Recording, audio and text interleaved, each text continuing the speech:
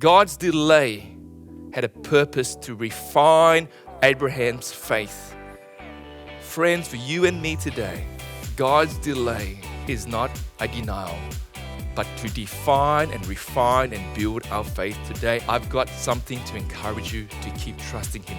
3 things that I believe that you must always remember. Look upwards to God's character. Look backwards to God's work. And look forward to God's promise. Now let's talk about looking upward to God's character. You know, the problem with us, the reason why we struggle to wait, listen carefully, it is because we lose control. But if God's character is one of complete control, if we learn to look up towards the character of God and slow down and realize, God, I can't control this. I know that you're a good God. So God, I'm going to trust you all the time. Why? Not because I'm good, because you're good. Not because I'm in control, you're in control. Therefore, I learn to look up towards your character.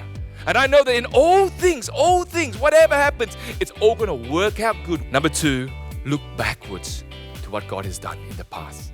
Look backwards to the deeds, the works of God. You know, hindsight is a wonderful, wonderful tool. And so when I learn to look back and I realize, well, God has been faithful. He's done so much.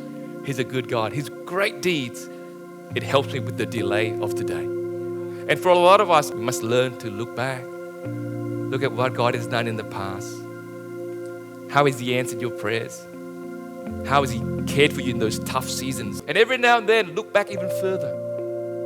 Look back to the cross. Look back at the cross and see what He has done on the cross for you and for me. That He died for us so that in His death and resurrection and today, intercession, He provides us a new home, a family, in the safety of our Father in heaven. Here's my last point. Look forward to God's promise. Abraham knew that God will see that promise come to pass.